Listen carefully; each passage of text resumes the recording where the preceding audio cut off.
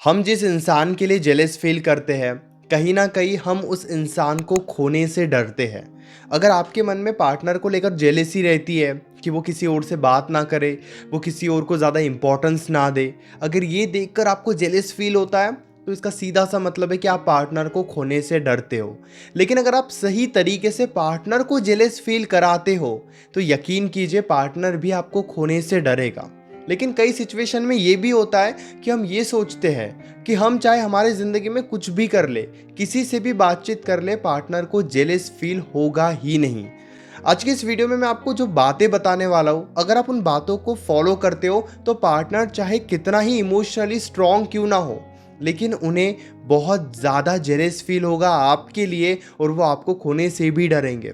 नमस्कार दोस्तों, मैं हूँ श्रावण और आप देख रहे हो स्काइल। एक छोटी सी गलती के बारे में हम पहले बात करते हैं। एक ऐसी गलती जो आपको नहीं करनी चाहिए। कई बार हम क्या करते हैं, पार्टनर को जेलस फील कराने के लिए हम किसी थर्ड पर्सन से बातचीत करने लग जाते हैं, या फिर इनडायरेक्टली पार्टनर को ये महसूस कराते हैं कि अब उनसे भी ज़्यादा ज़रूरी हमारे ज़िंदगी में कोई और है जिनके साथ हम कंफर्टेबल हैं। अब ये देखकर पार्टनर को जेलस फील तो होता है, पार्टनर का प्यार भी आपके लिए बढ़ता है, पार्टनर और ज़्यादा अटेंशन भी आपको देता है। लेकिन कब तक? काफ़ी कम समय तक। यकीन कीजिए, ऐसा करके कभी भी आपको पार्टनर का अटेंशन नहीं पाना चाहिए। थर्ड पर्सन को अगर आप एक रिलेशनशिप में लेकर आते हो केवल जेलस फील कराने के लिए, तो इससे आपकी इमेज भी काफ़ी ज़्यादा ख़राब हो जाएगी।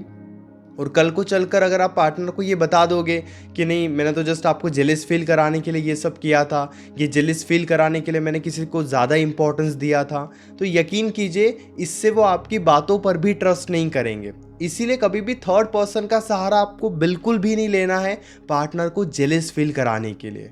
अब बात करते हैं कि फिर आखिर किस तरीके से पार्टनर को जेलस फील हम करा सकते हैं। अब जेलस फील कराने के लिए हमेशा हमें किसी इंसान की ज़रूरत नहीं है, थर्ड पर्सन की ज़रूरत नहीं है। अगर आप उन्हें ये दिखा देते हो कि उनसे भी ज़्यादा ज़रूरी कई बार आपके फ्रेंड्स है, या फिर आपकी फैमिली है, या फिर आपका काम है, तो भी बात बन जाएगी। यानी कि पार्टनर को जेलस फील कराने के लिए इमोशनली कई बार पार्टनर को ये फील कराना होगा कि उनसे भी ज़्यादा ज़रूरी काम हमारी ज़िंदगी में है, उनसे बात करने से भी ज़्यादा ज़रूरी कोई काम हमारे लाइफ में चल रहा है। यकीन कीजिए, एक एग्जांपल मैं आपको देता हूँ। मान लीजिए अभी आप स्टडी कर रहे हो, अगर आप एक स्टूडेंट हो तो, और फिर उसी बीच पार्टनर का कॉल आता है, तो पार्टनर को आपने ये कहकर इन्फॉर्म कर दिया कि अभी आप स्टडी कर रहे हो, आप थोड़े टाइम के बाद उन्हें कॉल बैक करोगे। यानी कि इनडायरेक्टली आपने पार्टनर को ये महसूस करा दिया कि आपके लिए पार्टनर ज़रूरी तो है, लेकिन इस सिचुएशन में आपका पूरा फोकस स्टडी पर है, पढ़ाई पर है। यानी कि जो भी आप काम कर रहे हो, अगर आप वो काम को ज़्यादा इंपॉर्टेंस देते हो पार्टनर के सामने, तो यकीन कीजिए पार्टनर सबकॉन्शियसली आपके बारे में ही सोचेगा।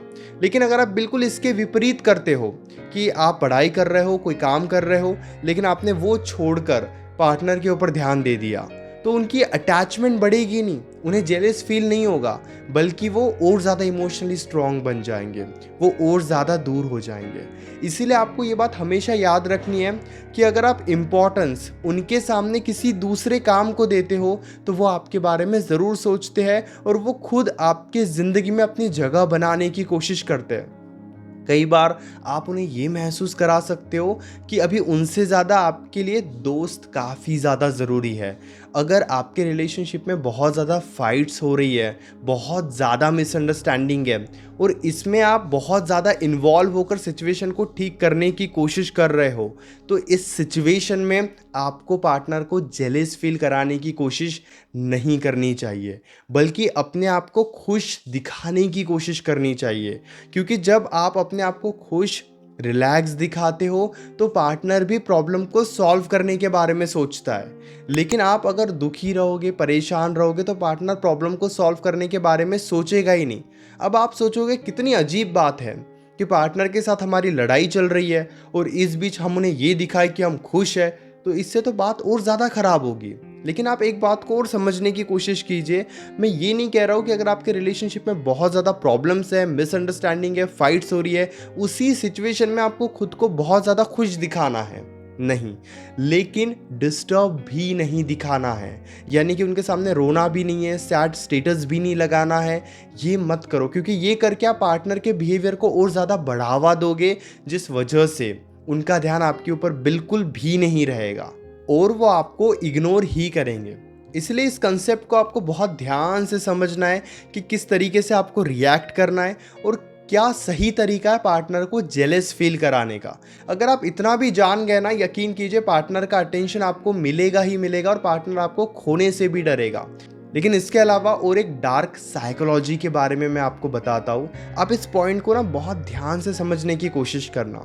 कई बार क्या होता है ना, जब पार्टनर के तरफ से कोई गलती होती है, पार्टनर कुछ गलत कर रहा है, अब उस सिचुएशन में हम क्या करते हैं ना, पार्टनर को उनकी गलती बताने की कोशिश करते हैं। अब इस सिचुएशन में पार्टनर क्या करता है, आपकी छोटी छोटी गलतियों पर ध्यान देता है और उन गलतियों को बार बार आपको बताता है ताकि आप मैनिपुलेट हो जाओ और उनकी गलती को भूल जाओ। इसीलिए कई बार आपने ये नोटिस भी किया होगा कि जब आप पार्टनर को उनकी गलती के बारे में बताते हो तो वो आप ही को ब्लेम कर देते हैं। अब यहाँ पे होता क्या है, जब भी आप किसी को उनकी गलती के बारे में बता रहे हो और उन्हें पता है कि वो गलत है, तो वो अपनी गलती पर ज़्यादा डिस्कस नहीं करेंगे, बल्कि जल्दी से रिएक्ट करके वो आपकी छोटी छोटी गलतियों को ढूंढने की कोशिश करेंगे ताकि आप खुद की ही गलतियों में या फिर खुद की ही बातों में उलझ जाओ। अब पार्टनर का बिहेवियर भी बिल्कुल आपको इसी तरीके से समझना है कि जब भी आप उन्हें कोई बात बताते हो, जब भी उन्हें आप कोई बात समझाते हो, तो क्या वो आपको आपकी ही बातों में उलझा देते हैं, आपको आपकी ही बातों में फंसा देते हैं। अगर आपको भी ये महसूस हो रहा है ना कि जब भी आप उन्हें समझाने की कोशिश करते हो, वो आपकी छोटी छोटी गलतियों को पकड़ कर बैठ जाते हैं और आपको चुप करा देते हैं, आपको ही ब्लेम करते हैं। अब इस सिचुएशन में आपको क्या करना है, आपको अपनी गलतियों को जल्दी से एक्सेप्ट कर लेना है और बात को वहीं पर बंद कर देना है। अगर आप ये सीख गए, यकीन कीजिए फिर पार्टनर आपको बार बार ब्लेम नहीं कर पाएगा। यानी कि मान लीजिए आप उन्हें उनकी गलती बता रहे हो और इसी बीच उन्होंने भी आपको आपकी कोई गलती बता दी और आपने अपनी गलतियों पर कहा कि चलो ठीक है, मुझसे ये गलती हुई थी, आई एम सॉरी। इतना कहकर अब आप पीछे हो गए, इतना कहकर अब आप शांत हो गए, तो बात आगे नहीं बढ़ेगी। लेकिन अगर आप खुद को सही साबित करने में लग गए, अगर आप गलत हो तब भी, तो यकीन कीजिए वो आपको बार बार आपकी ही बातों में फंसाने की कोशिश भी करेंगे। इसलिए आपको इस बात में कभी नहीं उलझना है। अगर खुद की गलती है तो डायरेक्टली एक्सेप्ट करो और उनकी कोई गलती है तो उन्हें उनकी गलती बताओ, अपनी बातों में ज़्यादा मत उलझो और पीछे हट जाओ। गलती बताकर अगर आपने पीछे हटना सीख लिया, मतलब आपने उन्हें उनकी गलती बताई और दूसरे किसी भी टॉपिक के बारे में आप डिस्कस नहीं करना चाहते हो, बस आप उन्हीं के बारे में डिस्कस करना चाहते हो।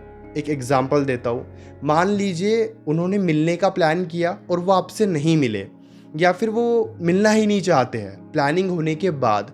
अब ये देखकर हम तो बहुत इरिटेट होने लगेंगे, हम तो बहुत परेशान होने लगेंगे क्योंकि हमारी तो मिलने की इच्छा हो रही थी।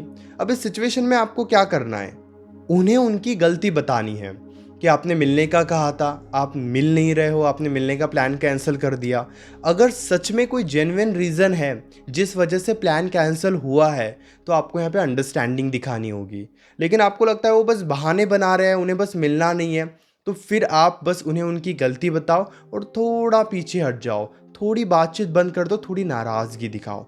बस अगर आपने इतना ही सीख लिया तो यकीन कीजिए पार्टनर आपको हमेशा खोने से डरेगा, क्योंकि आप अपनी फीलिंग्स की, अपने इमोशंस की पूरी रिस्पॉन्सिबिलिटी ले रहे हो और यही काफ़ी ज़्यादा ज़रूरी भी होता है। उम्मीद करता हूँ कि ये वीडियो आपको ज़रूर अच्छी लगी होगी। अगर आपके मन में अभी भी कोई डाउट है तो डायरेक्टली आप कॉल पे मुझसे डिस्कस कर सकते हो। पेड कंसल्टेशन के लिए आप मुझे मैसेज कर सकते हो व्हाट्सएप पर 9834250097 इस नंबर पर। हमारे बीच में कॉल पर जो भी बातें होगी वो कम्प्लीटली सेफ और प्राइवेट रहेगी, इसलिए प्राइवेसी की कोई टेंशन मत लीजिए। और हाँ, चैनल को भी ज़रूर सब्सक्राइब कर लीजिए।